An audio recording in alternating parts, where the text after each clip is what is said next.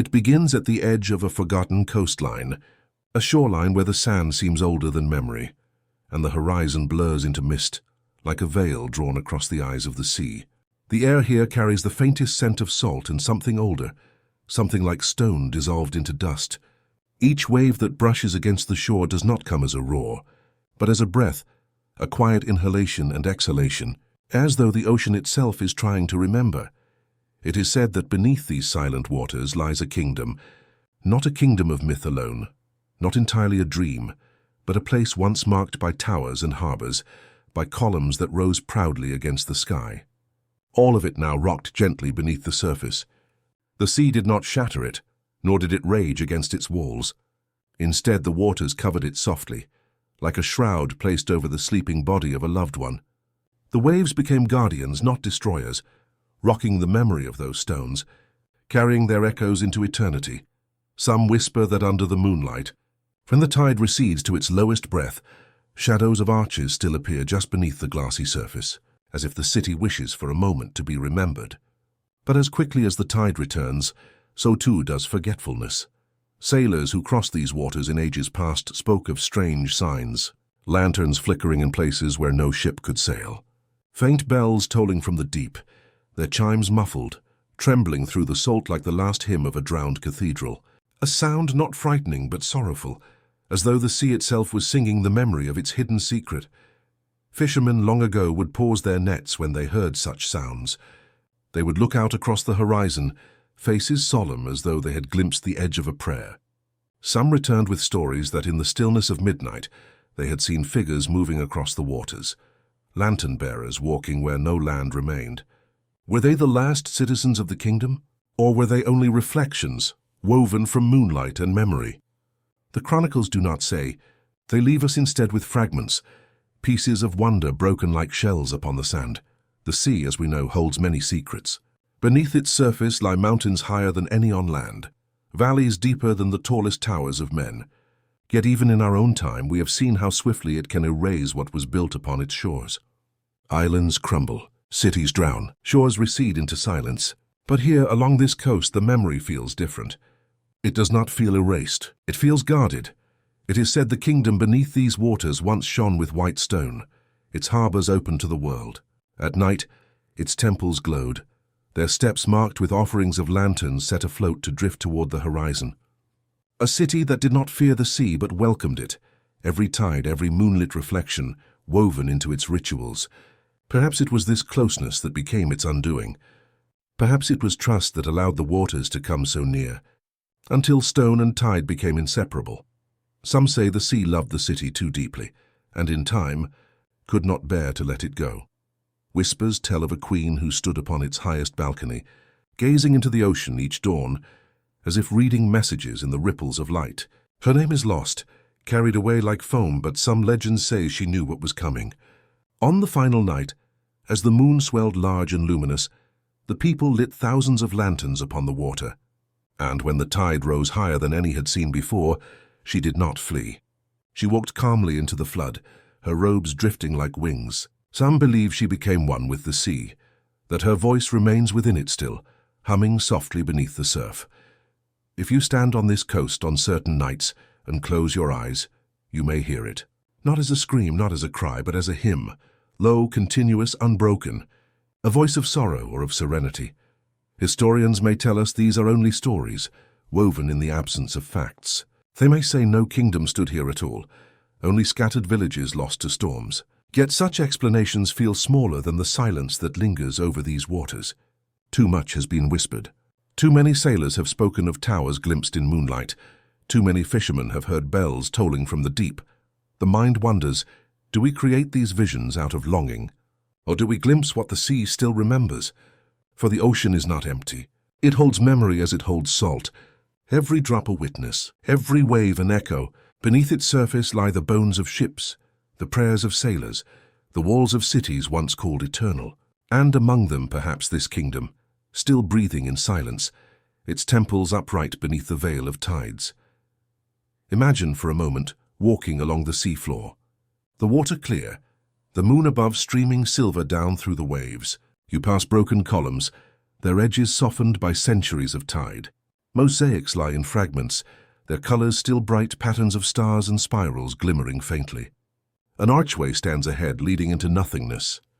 Its keystone is carved with a symbol you cannot name, yet it feels familiar, as though it belonged once to your own dream. Then, from the silence, you hear it, a faint ringing, a bell impossibly far, impossibly near. It vibrates not in your ears but in your chest, as though your own heart remembers a sound it once knew. You reach for it, yet the current pulls you back, carrying you upward, away from the stones. The city fades. The water grows murky. The vision dissolves. You surface, gasping softly in the moonlight, and all that remains is the ripple of waves. Such is the way of memory, always offering fragments, never the whole. The sea guards its secrets not with chains or walls, but with silence, an unbroken silence deeper than any tomb. We stand upon the shore and wonder, did towers truly rise here? Did bells once toll? Or has the ocean only given us echoes of what we most long to believe? Perhaps the kingdom was real. Perhaps it was only ever a story. Perhaps both are true, for stories themselves are kingdoms, built of breath and silence, guarded by time. And so the coastline waits, the tide brushing against its edge with steady patience. Each wave folds the memory once more, laying it down gently like a veil drawn across sleeping eyes. Some voices only echo when we are ready to listen. Some truths remain hidden until they are spoken by silence itself. The kingdom beneath these waters may never rise again, may never be touched by our hands or seen by our eyes. But in the quiet hours of night, when the sea is calm and the stars tremble above, its memory stirs. Not to reveal, not to explain, but to remind that what is hidden is not always gone, that what is veiled is not always forgotten, that some dreams continue, even beneath the silent waters. And so the story closes, not with certainty, but with stillness. The ocean breathes, the tide retreats, and we are left with a question that lingers like a soft echo in the night. Did the sea hide these stones? Or did time itself carry them into dream? It begins with a path, a narrow trail winding upward through highlands shrouded in mist. The air grows thin, cool, and quiet, as though every step takes us further from the world we know, and closer to some realm where silence is sovereign. Grass bends beneath the weight of dew, each blade glistening with droplets that catch faint light like stars fallen upon the earth. It is said that travelers who once walked this way did not do so by chance. They were guided by dream, by whisper, or by the pull of something older than memory itself. And at the end of this path, beyond the reach of villages, beyond the hum of daily life, there waits a mouth in the mountain, a cavern dark and patient, as though the earth itself holds back a word it has never spoken. The opening is not grand. It does not announce itself with triumph or terror. Instead it waits, modest, veiled, half hidden by ivy and stone, as if uncertain whether it wishes to be found. Yet those who drew near described a heaviness in the air, as though each breath carried not only the scent of damp rock, but the weight of centuries pressed into silence. We step inside. At first, it is darkness that greets us, a quiet so complete it feels like being lowered into the breath of the earth. The walls rise close, cool to the touch, their surface carved by time and water. And then, as our eyes adjust, patterns begin to emerge, lines, spirals, waves, inscriptions flowing across the stone like water itself, curling and folding with no beginning, no end. No tongue we know has named them. No scholar has fully translated them. Some believe they are prayers, others that they are maps, perhaps of the stars, perhaps of the soul. Yet all who have seen them agree, they were not made in haste. They were carved with reverence, with patience, with hands that moved as though guided by something unseen. It is said the chamber was not built to be discovered, but to be remembered. Within the cavern lies a hall vast and hushed, its ceiling arches high above, studded with crystals that catch the faintest glimmers of torchlight, scattering them like distant constellations. The floor, smooth and worn, bears traces of circles, rings etched into the stone where once, perhaps, feet gathered in ritual. Whispers tell us that this chamber was a sanctuary, a place where guardians once kept watch, not over treasure of gold, but over something deeper, something less tangible. Knowledge, perhaps, memory, or silence itself.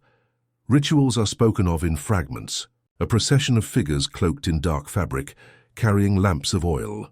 They entered the chamber in silence, their steps falling into rhythm with the drip of unseen water.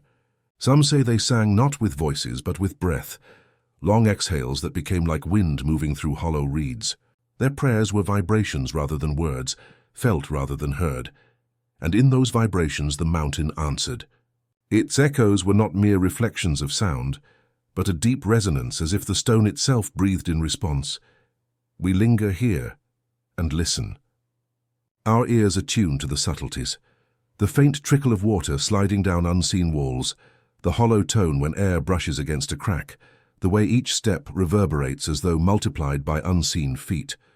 Soon we no longer know whether the echoes belong to us or to those who came before. Some voices only echo when we are ready to listen, and so memory and present become entwined. Our footsteps overlap with theirs. Their silence becomes our silence. The chamber does not separate time, but folds it. Like pages pressed together, it is said that those who linger too long within these halls feel themselves drawn inward, not deeper into the mountain, but deeper into their own remembering. Visions arise, fragments of faces, places, and names never lived yet somehow familiar, as though the mountain does not only hold its own past, but ours as well, the collective dream of all who have ever entered. There are stories of seekers who never returned, not because they were trapped, nor because the chamber collapsed. They simply chose to remain, to sit upon the cold floor, to close their eyes, and to dissolve into the silence that waited there. For them, the chamber was not a destination, but a homecoming, and when others returned, seeking them, they found only folded garments, a lamp still burning faintly, and the impression of a body upon the dust. Some believed the mountain had taken them. Others believed they had become part of the stone. The chamber does not explain. It does not confess. It only continues breathing as it always has. Scholars, of course, have sought to name what lies here. They bring instruments, measurements, theories. They trace the carvings with gloved hands, recording symbols, debating origins. Some claim they are the remains of an early mountain people, long before written language.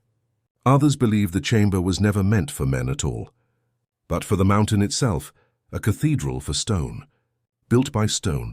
But in the stillness of night, when their voices fade, when their notes fall silent, the chamber becomes once more what it has always been, a question spoken without words.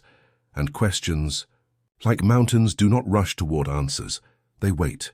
They breathe, imagine for a moment, standing alone at the center of that chamber. Torch extinguished. Darkness absolute. Your breath rises and falls. Each exhale touches the walls and returns to you softened, as if the mountain itself has breathed back. The carvings shimmer faintly in memory's eye, spirals that seem to move though they are still.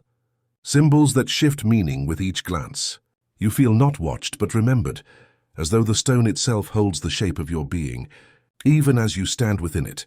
And in that moment, there is no separation between you and the guardians who once knelt here. No distance between past and present. Only silence, only echo. Only the chamber. When the time comes to leave, the path outward feels unfamiliar. The air outside tastes different, thinner, as if the mountain had lent you its breath for a while and now takes it gently back. Mist curls once more around the highland peaks. The cavern mouth lingers behind you, closing not with stone or gate but with silence. It is said that when you walk away, the mountain recloses its breath. The chamber vanishes not in space but in memory, folding itself back into the realm of dream. You cannot return, not in daylight, not by map. You may search the ridges and valleys, but the mouth will not appear again. It is a door that opens only in certain hours, under certain silences, within certain states of soul. Some doors remain open only in the mind's night journey, and so we depart. We carry nothing in our hands, yet something lingers within. An echo, a hush, a presence we cannot name. Perhaps the chamber was never meant to be found in stone at all. Perhaps it was carved to remind us of the chambers within ourselves, the places where memory curls like smoke, where silence speaks louder than words, where echoes blur the line between past and present. The mountain will keep its secret. The chamber will breathe in silence. And we too will close our eyes, carrying with us the faintest sense of something sacred waiting just beneath the surface of memory. Perhaps it was never meant to be found. Perhaps it was only meant to be heard, beneath the silence, where memory fades, where dreams begin. It begins with the night, a night so wide, so hushed, that it feels less like a sky and more like a veil stretched between worlds. Above it a silence scattered in silver. The stars, patient and unmoving, watch as they have always watched, beyond the rise and fall of cities, beyond the fleeting pulse of memory. It is said that within this celestial canopy there lies a map, not inked upon parchment, not carved into stone, but breathed into existence by constellations themselves, as if the heavens once wished to leave us a secret pathway home. Whispers tell us of shepherds, lying on their backs upon the dust of forgotten valleys, tracing with slow fingers the lines between stars. They believed each cluster was more than a distant flame. It was a marker, a gate, a road that stretched not only across the sky but across the earth itself. To them, the heavens were not distant. They were a mirror softly reflecting landscapes already lost, and so the story begins beneath that endless sky. With a map drawn in starlight, there are tales faded like parchment worn by centuries, of sailors who trusted the heavens more than their own memory. They spoke of rivers mirrored by constellations, of mountain ranges echoed in celestial arcs. To sail by the stars was not only to move across the sea, but to follow the ghost of ancient lands that may never rise again. Some believed that where a star shimmered brightest, there once stood a temple, a gate, or a harbor now devoured by silence. In forgotten manuscripts, hidden in the margins of old astronomers' notes, there are sketches, circles and lines drawn in trembling hands, claiming that the heavens did not simply inspire maps of the earth, but preserved maps that earth itself had erased. Whole kingdoms, some said, lingered above, spelled in constellations, their borders still unbroken, their names still unspoken. Perhaps this is why the night sky has always pulled us into stillness, not merely for its beauty, but for its memory.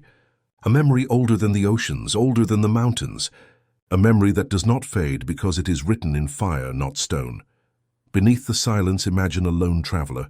He sits upon a hill, long after the fires of his village have dimmed. Above him, the sky unfolds in spirals, unblinking, eternal. He closes his eyes. When he opens them, he no longer sees stars as points of light, but as threads, lines crossing, weaving, spiraling into shapes that feel both familiar and forgotten. A river in the sky running parallel to the river he knows. A mountain's jagged line mirrored by Orion's belt. A hidden coastline traced by faint constellations near the horizon. The stars whisper, all that is lost is not gone. It is said that certain constellations were once forbidden to speak aloud. Only those initiated into secret orders of memory could read them. Not because they were dangerous, but because they held sorrow too deep to share freely. A sorrow of civilizations swallowed by dust and tide, preserved only in the careful patterns of the sky, and so the listener is invited to drift further into this dream. Imagine that every star above you is more than light. It is a gate. Imagine that if you follow their sequence with your breath, you could walk paths unseen, crossing oceans without ships, deserts without steps, time without clocks. Some sailors swore they heard bells from vanished cities when they aligned their ships to the right constellation. Some shepherds claimed that when they closed their eyes under certain stars, they awoke with songs no one had ever sung before. And some astronomers, old and trembling, wrote at the edge of their manuscripts, "The sky remembers what the earth forgets, but the mystery deepens." If the stars hold maps of what was lost, why do they also speak of lands that never were? For there are constellations shaped like rivers, where no rivers have ever run, shapes of towers that were never built, contours of continents that do not exist upon this earth. Were these mistakes? Or were they promises?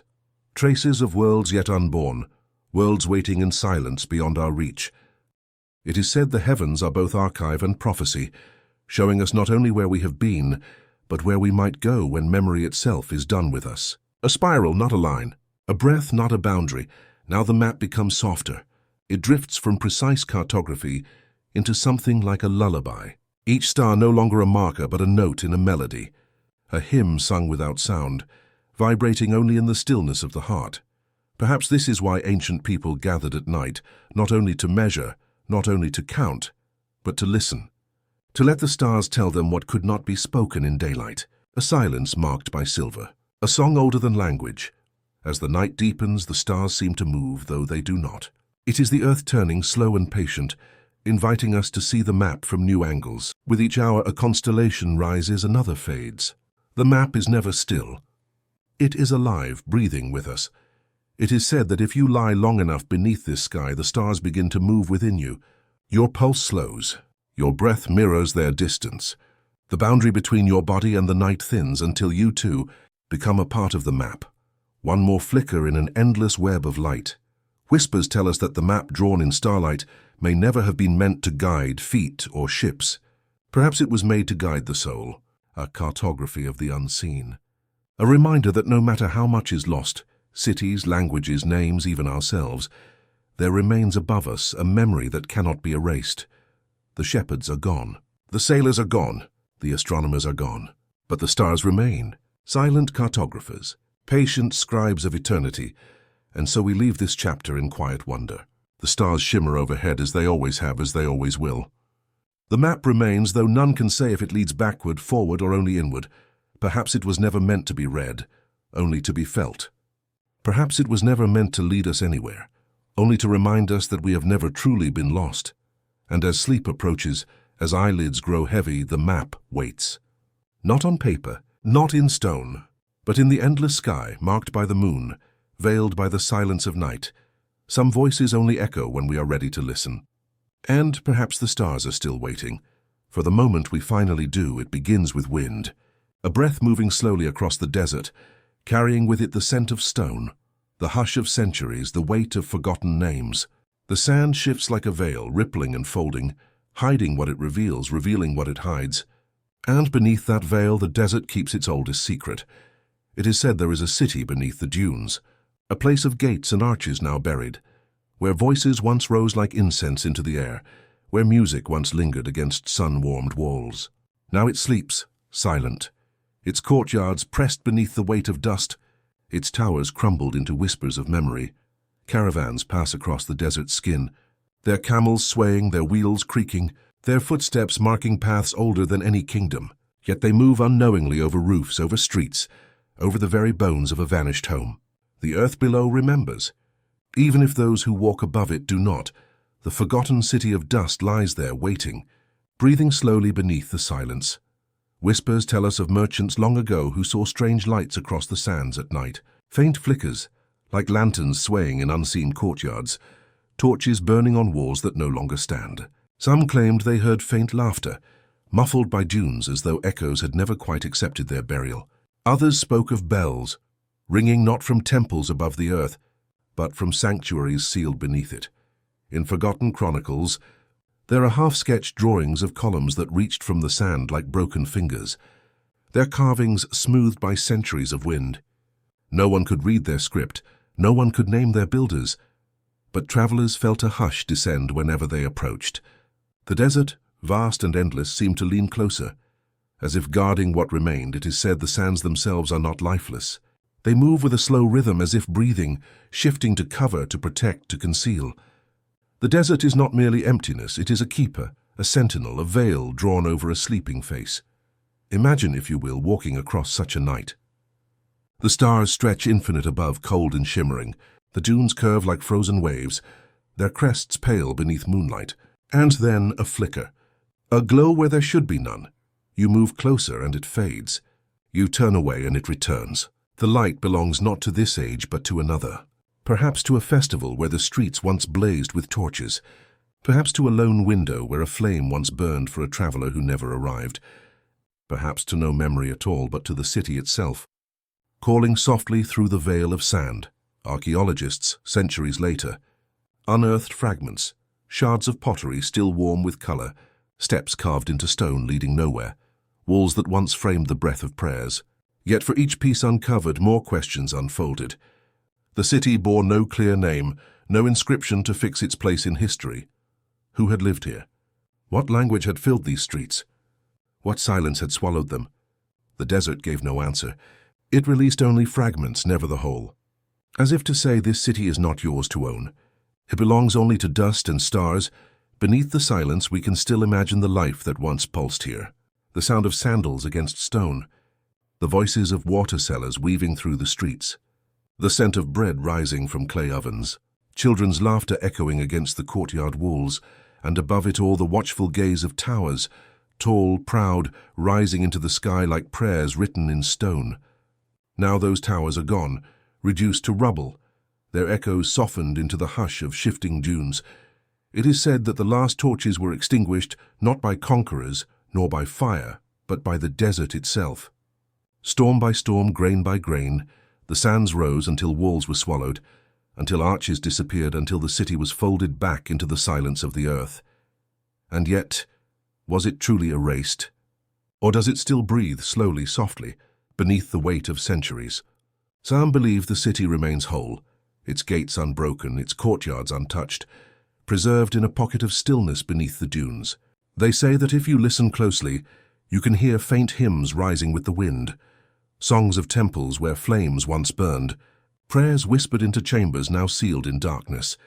Others claim the city was never buried at all, but simply shifted, that the sands are not grave but mirror, showing us shadows of what lies just beyond sight. Perhaps the city belongs to the dream world now, visible only when one stands at the threshold of sleep, where memory and imagination blur. Columns still emerge sometimes after storms. Their shapes are gaunt, skeletal, fingers stretched upward through the dust. They do not plead for rescue. They do not demand remembrance. They simply remain patient, waiting for starlight to touch them. And when that starlight falls, cold, endless, eternal, it feels almost as though the city awakens. Where once torches blazed, stars now shimmer. Where once firelight warmed the stones, moonlight lays its pale hand. The city has not vanished. It has only traded one kind of light for another. Perhaps this is why the desert feels sacred. Not because it is empty, but because it holds too much memory, too much silence, too much of what we cannot name. It is said that some doors remain open only in the mind's night journey, and perhaps the gates of this city are among them. We do not need to uncover the whole, nor decipher the script upon its broken stones. It is enough to know that something rests beneath, waiting, breathing, refusing to be erased. The forgotten city of dust does not ask to be found. It asks only to be remembered, and so we end where we began, with wind. The same wind that moves dunes across the desert, the same wind that whispers against stone, the same wind that carries the scent of memory. Above, the stars keep watch.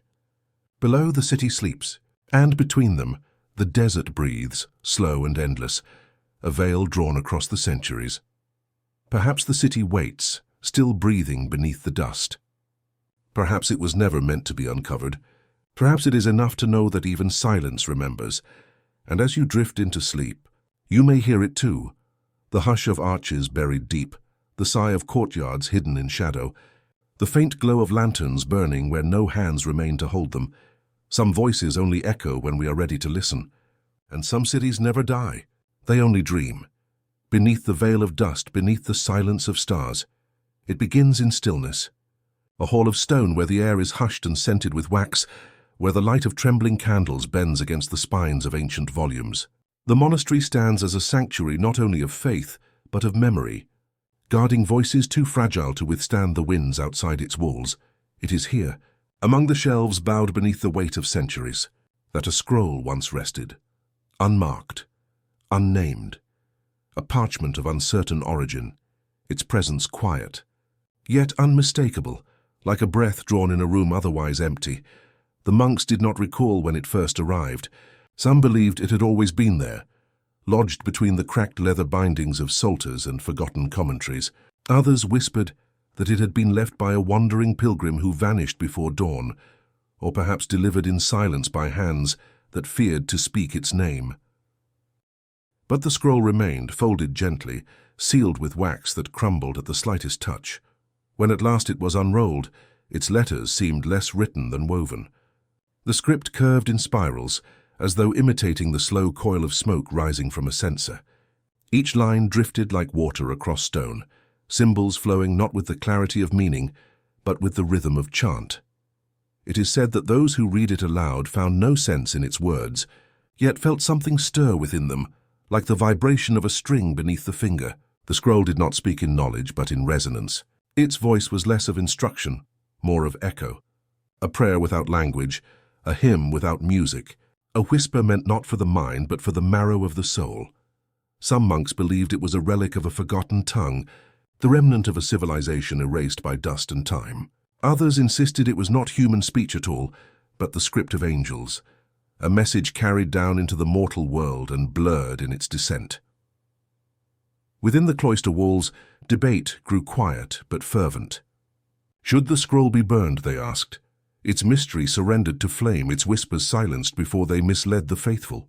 Or should it be preserved, hidden within the library's heart, a treasure too sacred or too dangerous to discard? By candlelight, they argued. By starlight, they prayed. Some claimed the script shimmered faintly under the moon, as if marked by celestial hands. Others swore that when the parchment was touched, a faint vibration lingered like a pulse. No decision was ever reached. Time moved as slowly as the wax dripping from their tapers, and yet swifter than any council could keep. One by one, the monks who had handled the scroll passed into silence, their names fading into the walls, their voices dissolved into prayer. The question was left unanswered, and so the scroll remained. Not destroyed, not sanctified, a relic of indecision, caught between reverence and doubt. Whispers tell us it was carried once to the great hall, where the monks laid it upon the lectern and gathered close. A single brother began to chant the symbols, syllables unformed, rising in a rhythm that was neither song nor speech. The others joined him, their voices weaving like threads of smoke. They did not know what they said, yet they felt the chamber grow heavy, the air quiver as though listening.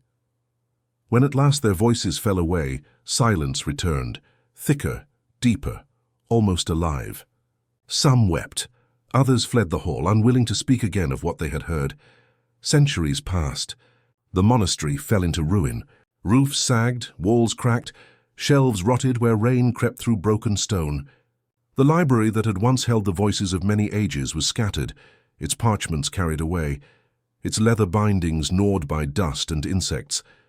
But the scroll, so the story tells, remained. Unburned, unburied, untouched by water or fire, a ghost among ruins. Travelers spoke of finding fragments in the rubble, letters that curved like waves, marks too fluid for human hand. No one could read them. No one dared to carry them far. And always, when the scroll was mentioned, it was said to hum faintly in the silence, as though the parchment itself longed to be spoken once more. Perhaps it was never meant to be understood. Perhaps it was never meant to be read as words at all. It may be that the scroll was a mirror, reflecting not language but longing. Each who gazed upon it heard what they carried within themselves. One saw the voices of angels. Another felt the cadence of forgotten seas. Another wept, as though the letters had named a sorrow he had never before spoken. The scroll did not give answers. It gave echoes. And echoes are shaped by the chambers in which they rest. Now in forgotten libraries, where dust gathers upon shelves no hand disturbs, there are whispers that the scroll still lingers. Somewhere among the crumbling bindings, folded between volumes of scripture and commentary, its voice sleeps. Perhaps it waits for eyes that will never come. Perhaps it no longer cares to be found. What is certain is that its whispers have entered the fabric of silence itself. Every monastery bell that rings across an empty courtyard, every candle that gutters in the dark, every breath of dust that falls across unread pages, all are said to carry its rhythm. The scroll no longer needs to be read. It is the whisper behind all whispers, the silence behind all words, and so the tale drifts to its end, not with a conclusion, but with a hush. The scroll that spoke in whispers remains what it always was, neither lost nor found, neither holy nor profane. Perhaps it was never meant to be translated. Perhaps it was never meant to be owned. Some voices, after all, only echo when we are ready to listen, and some words are not words at all, but doorways. The scroll waits, and the silence waits with it, beneath candle smoke, beneath the breath of dust, beneath the stars that mark the passage of all forgotten things. It is said that if you close your eyes, in the stillness of night you may hear it too, not in language, not in sound, but in the rhythm of your own breath, the pulse beneath your skin, the quiet murmur of time itself. The scroll speaks in whispers, and in the hush of sleep it is enough to listen. It begins with water, a stillness so complete that the very air seems to hesitate above its silver skin. And there, on the edge of a forgotten lake, the ruins of a temple once rose, its pillars etched with secrets, its stones aligned to the slow breathing of the moon. It is said that long ago, the lake was not a lake at all, but a mirror laid upon the earth, waiting to catch the gaze of the heavens. Whispers tell us that the temple was built not to reach the gods above, but to listen to them, to cradle their reflection in its calm basin of water and stone. At dusk, when the horizon turned violet and the first stars began their patient watch, pilgrims would come barefoot across the sand, moving as shadows among shadows. They brought with them no jewels, no coins, no riches. Their offering was silence, a silence shaped into prayer, carried like a vessel within the body, poured out only in the presence of moonlight. Beneath the silver glow, the temple would breathe. Its columns stood like guardians of a forgotten language, their shapes mirrored perfectly in the lake below. To look upon it was to see a world doubled, one above, one beneath, one of stone, one of water, and between them the pilgrim would stand, suspended between earth and sky, listening for a voice carried not by wind, but by reflection. It is said the journey to the Temple of the Moon's reflection was never marked on any map. One did not find it by directions or roads. One found it by listening to the rhythm of footsteps against dust, to the call of unseen birds, to the silence that deepened when one neared its shores. Some believed the lake itself was born of the moon, a drop of her eternal light fallen from the heavens in some forgotten age. Others told that beneath the surface another temple lived, a twin to the one above, glowing softly in the deep, only visible when the moon was full. The pilgrims, it is whispered, would stand at the water's edge and wait, their eyes fixed not on the temple of stone but on the temple of light, the reflection trembling yet whole upon the water's skin. They said that if you waited long enough, breathing with the slow rhythm of the lake, the reflection would waver, and the moon would speak, not in words but in echoes, in feelings, in the tender ache of something greater than oneself. No incense was burned there, no fire lit, for fire belonged to the sun and the temple belonged to the moon. Instead, pilgrims brought offerings unseen, whispers carried in their breath, sorrows left upon the still water like petals drifting.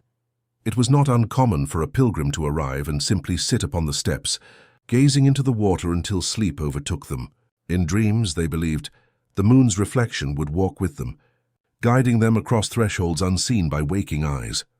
Some who returned spoke of visions, of roads spiraling into silver dust, of voices woven from starlight, of doors opening in the ripples only to close at dawn. Others returned with nothing at all, only the calm weight of silence within them, as if they had left their burdens in the keeping of the lake. But time, as it always does, began to change the shape of devotion. Storms rolled across the horizon, winds carrying with them dust that clouded the surface of the lake. The temple, once a guardian of reflection, began to crack beneath the weight of weather. Its columns fractured, its roof crumbled, its sacred symmetry broken. It is said the moon herself mourned the fall of her temple. On nights when the clouds parted, and the lake once more mirrored her face, she gazed not upon her reflection, but upon the broken stones scattered across the shore. The pilgrims grew fewer. The silence that once filled the air thickened into something heavier, an emptiness, an absence. What was once devotion became memory, and what was once memory drifted slowly toward forgetting. Now only fragments remain, columns half buried in sand, stones worn smooth by centuries of wind and rain. The temple's reflection has faded, leaving the lake a solitary mirror with nothing to hold but the vast expanse of sky. At times, travelers wandering too far from known paths stumble upon its shore. They speak of the strange stillness that clings there, of the way sound seems to hush itself, as if unwilling to disturb what lingers beneath. Some have claimed to see light, soft glimmers upon the water, as though lanterns move silently across its surface. Others insist that when the moon is high, the ruins align once more, and for a moment the temple stands whole again, not in stone, but in silver light. Whether this is truth or dream, no one can say, for the lake refuses to tell. Its surface holds steady, calm and inscrutable, offering only the reflection of the one who gazes into it. Perhaps the temple was never meant to endure. Perhaps it was always a reflection itself, meant only to be glimpsed, to be felt, to be remembered not in stone but in silence. Some voices only echo when we are ready to listen. Some temples only rise when we close our eyes. And some reflections, once broken, continue not in water but in us, in the memory of stillness, in the longing for light. Tonight, as you drift into the hush of your own dreaming, imagine the silver lake. Imagine its waters holding the moon as a mother holds a child. Imagine the temple, its stones whole again, its columns reaching skyward, its reflection unbroken, and then let it fade. Let it sink gently back beneath the veil of time, where memory meets forgetting, where silence meets sleep. For the temple of the moon's reflection does not ask to be found. It asks only to be remembered softly. In the spaces between your breath, it stands alone, an arch of weathered stone, neither temple nor wall rising solitary in the middle of an empty field. No road leads to it. No path stretches beyond it. It is a doorway without a door, a threshold without a passage. It is said that once, long ago, this gate belonged to something greater, a city perhaps, or a sanctuary. But time has erased all trace of what once surrounded it. The stones of its walls have vanished. The roads that carried travelers to its threshold have been swallowed by earth and grass. Only the arch remains, an ancient mouth opening onto silence, and yet it endures. It endures as if it refuses to fall, as if it holds within itself a secret too patient, too sacred, to be broken. Travelers who happen upon it speak of the same sensation, a quiet stirring in the chest, a pull both gentle and unsettling. The gate rises before them not as ruin but as presence. Some say the air feels different beneath it, as though passing through its shadow were stepping into another breath of time. In forgotten chronicles, there are whispers. Old voices tell of evenings when the arch shone faintly in the moonlight, as though lit from within by stars. They speak of those who once walked through it and did not return, vanishing, into a silence so complete that not even their names remained behind. Others tell a gentler tale, that to pass beneath the arch was not to vanish, but to awaken in another land. Some claimed it opened into twilight kingdoms, where trees glowed with silver leaves. Some swore it was a doorway to gardens where the stars themselves bloomed like flowers, each one pulsing with quiet light. But now, the gate frames only air. Step through it today and you remain in the same field, the same hour, the same sky. The doorway stands, but the passage has gone. Why build a gate that leads nowhere? Why raise stone to mark a threshold when no walls remain to anchor it? It is said the arch was older than any kingdom carved on maps, older than memory itself. Some believe it marked a sacred boundary, not between places but between moments. Perhaps it was a gate not of stone but of time, and to pass through it was to walk briefly in a world that shimmered beside our own. Archaeologists who once studied it spoke cautiously. They measured its height, traced its carvings, noted its alignment to the sky. Some noticed that on nights of the equinox, the moon rested perfectly within its curve, as though the arch had been designed as a frame for the heavens. Others argued it was nothing more than a remnant of a forgotten settlement, its meaning worn away like inscriptions lost to dust. But those who have stood before it at dusk, when the field is hushed and the horizon burns faintly with dying light, know that the gate holds something more. Its silence is not empty. It is full of presence, full of memory, full of the strange sensation that just beyond it, another breath of reality waits unseen. Though no temple claims it, and no priest guards it, the arch has become a place of quiet pilgrimage. People arrive with no banners, no ceremonies. They arrive alone or in twos, often without speaking, as though language itself feels too heavy to carry across that field. Some sit before it for hours, watching the sky framed within its curve. Others step slowly through it, one way and then back again, as if testing whether the stories of vanishing still linger in the stone. A few place their hands upon its surface, tracing the weathered lines where moss clings, listening for echoes in the grain of its silence. It is not worship, exactly. It is not ritual, not in any recorded sense. But those who leave the gate often carry a stillness with them, a pause that lingers long after they've walked away. As if the arch itself teaches not passage, but presence. Perhaps that is the truth of it. Perhaps the gate was never meant to lead elsewhere. Perhaps it was built not as an opening, but as a reminder that not all paths are meant to carry us forward, that some thresholds exist to teach us the shape of endings. When you stand before it, you see not a door, but a frame. And what it frames is the sky, the trees, the shifting play of light and cloud. In this way, the arch is less a passage than a mirror, showing us the world as it is. Fleeting, vast, untouchable. Step through it, and you are still here. Step back and you remain. The world has not changed, but perhaps you have. For in its emptiness, The gate reflects the truth that every road ends somewhere. And some endings are not walls but openings. Openings into silence, into acceptance, into the breath between what was and what will be. There are tales, half dream, half memory, of nights when the arch still answered. Shepherds spoke of strange lights rippling in its curve, as though water shimmered within its frame. Sailors who wandered inland claimed to hear the faint sound of waves when standing beneath it. Though no sea lay within reach, others told of voices, soft, indistinct. Whispers that rose not from beyond the arch but from within the stones themselves, as if the gate remembered those who once crossed its threshold. Whether these are myths or truths blurred by longing, none can say. The chronicles that mention the gate do so only in fragments, and even those are fading into dust.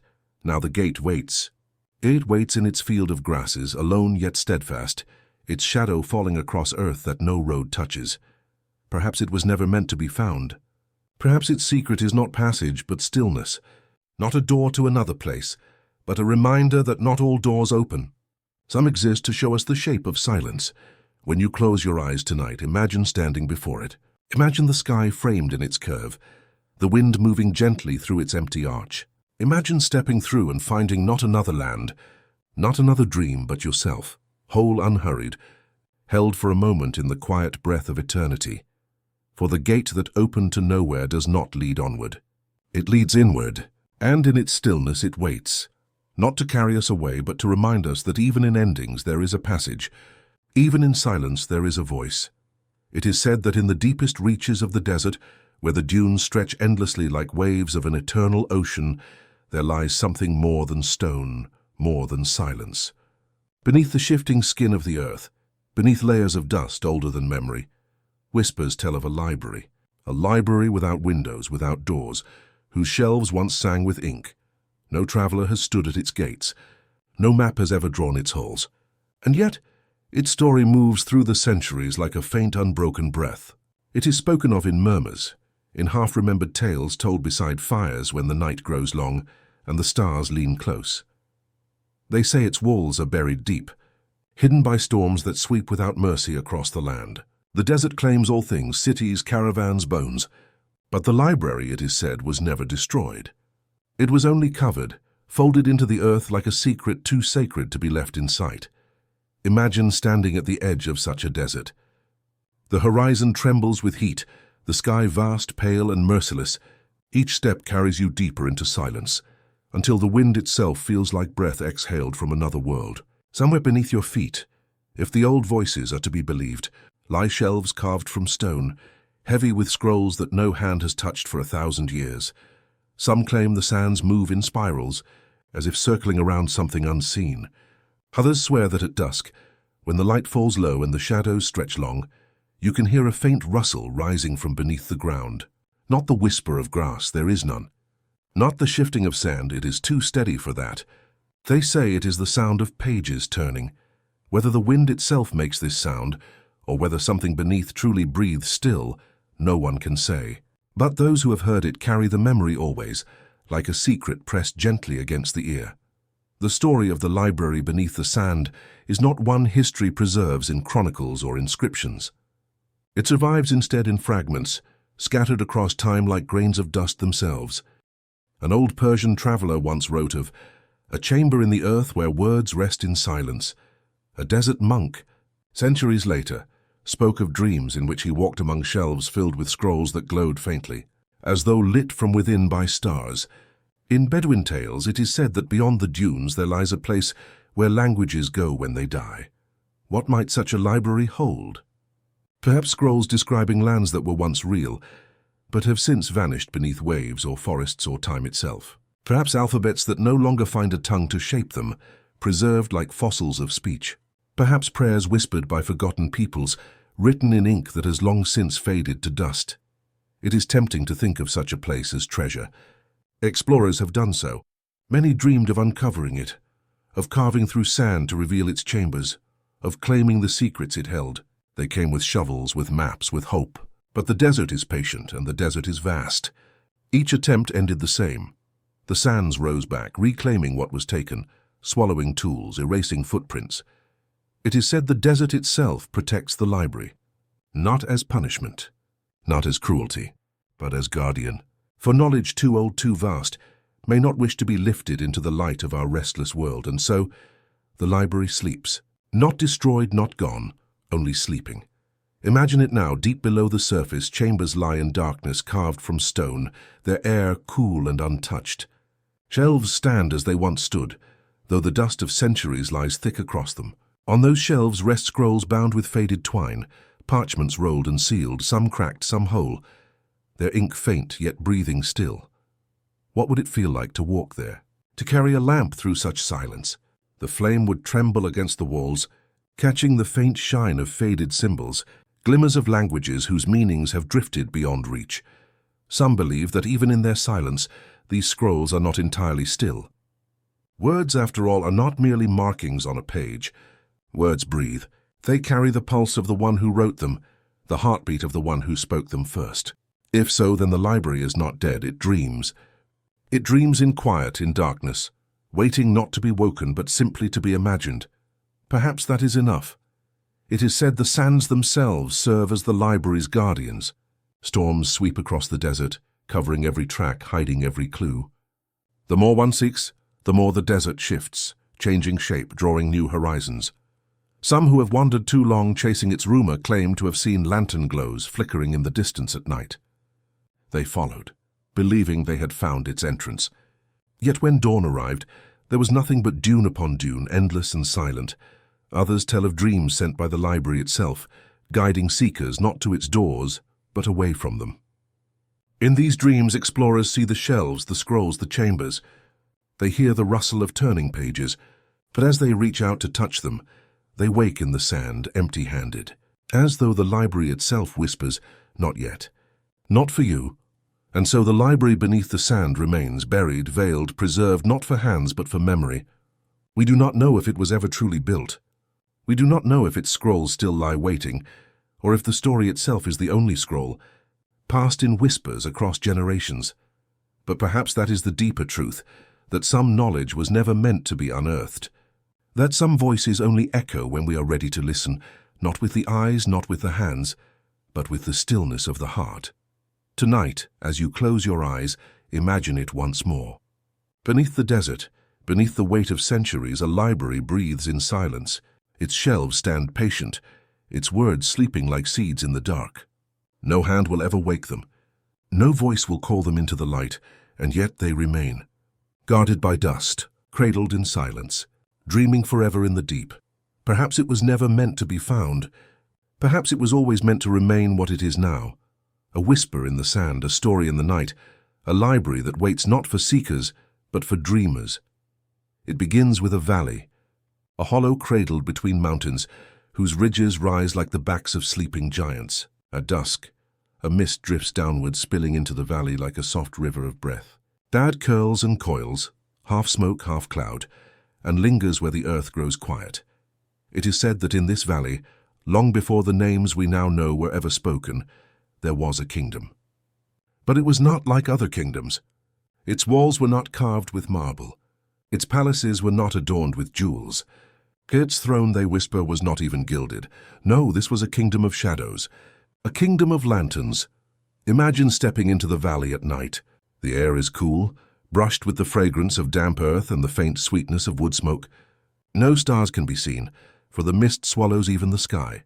And yet there is light, lanterns, hundreds of them, hung from beams carried by children, drifting like fireflies along narrow streets, each one casting not just light, but story, for here in this hidden kingdom, shadows were language, shadows were memory. The people of the valley believed that the spirit of a tale lived not in words etched on paper, nor in stone carved to last forever, but in the dance of darkness against a wall. They would hang their lanterns and let the flame whisper. Hand-shaped silhouettes, birds, beasts, battles, and love. Children leaned forward, their eyes wide as the figures fluttered across walls, each shadow bending and folding into meaning. When the last lantern was dimmed, the story was gone, dissolved into silence. But not forgotten, for they believed that every shadow leaves an echo, and that echo lived on in the heart. It is said the valley's people spoke with shadows the way others spoke with ink. They trained their children not in letters but in gestures. Their libraries were not scrolls, but evenings of lantern-lit performance. Their history lived not on shelves, but in memory shared in whispers beside the flame. Some scholars, much later, would wonder if such a place truly existed. How could a kingdom leave no written trace, no carved inscription, no archive of its reign? Yet travelers who wandered too close to the valley swore they saw it. Walls blackened with soot, fragments of lantern frames buried beneath ash. Whispers tell of one chronicler, a wanderer from distant lands, who wrote in his journal that he had sat within the kingdom's halls, watching shadows swirl across silk screens. He described a story of oceans, where fishermen believed the sea itself was alive, its waves curling like fingers, its storms like voices demanding tribute. But when he returned home, his companions laughed, for he carried no proof, no relic, nothing but memory. And so his writings were folded away, dismissed as dreams. Yet in every tale there is a night when the flame flickers. The kingdom of shadows, too, had its final dusk. Strangers came, not drawn by lantern light, but by conquest. They sought land, stone, timber, and dominion. What use, they asked, was a kingdom that spoke only with shadows? And so they broke the lanterns. One by one, glass shattered across the stone floors. The frames were splintered. The flames were drowned. The halls fell silent. The darkness that once spoke was now only smoke. The stories, those delicate voices of shadow, vanished into night. It is said the conquerors laughed, for they saw only ruins. They could not see that they had silenced not a palace, but a language. Now only whispers remain, blackened walls where once shadows fluttered like wings, fragments of burnt wood that once held light, and the faint lingering smell of smoke, a perfume of endings. Carried by the wind, travelers still speak of standing within the valley at night, feeling a strange weight as though the mist itself remembers. Some say that if you light a lantern there, the air trembles. That faint figures rise upon the walls, shapes of hands long gone, gestures too old to be deciphered. Perhaps it is only the mind's desire to see what is lost. Perhaps it is only the mist playing tricks. And yet, there are those who leave the valley with tears they cannot explain, for they feel they have glimpsed something not meant to vanish. In forgotten corners of the earth, there are kingdoms that live not in ruins, but in absence. The kingdom of shadows and lanterns is one of them. It left no throne, no crown, no treasure. It left only silence. And in that silence, a question. Do stories live longer when carved into stone or when carried only by memory and breath?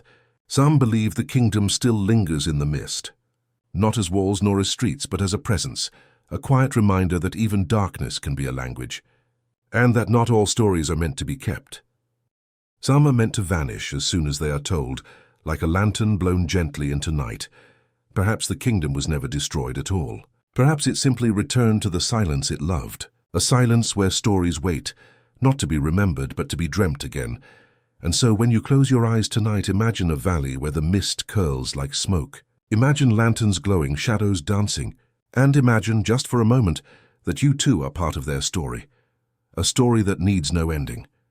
For some voices only echo when we are ready to listen, and in the hush of night, perhaps the lantern still burns, in forgotten harbors, where ropes creak softly against the wood of tired ships. Whispers once traveled like wind across the salt.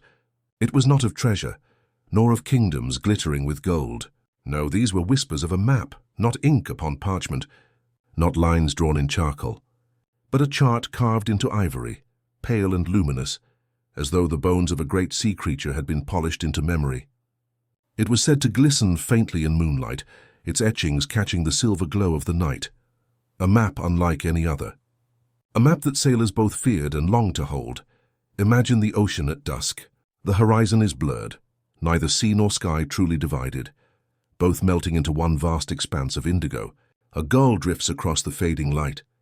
The first star trembles awake. And below, the waters seem endless.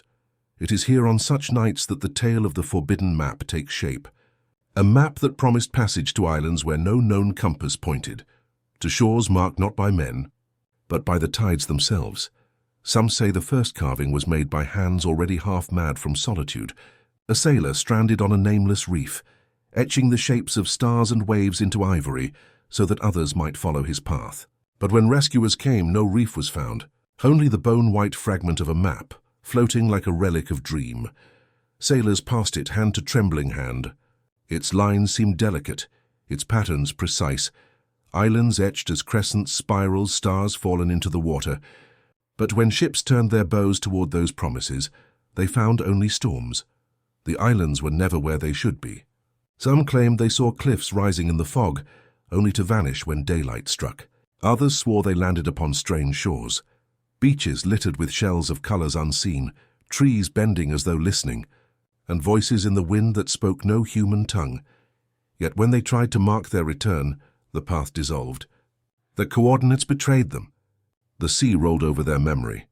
It is said that more than one ship was lost this way, its sails torn, its timbers shattered, its crew swallowed by the ocean that refused to grant passage home.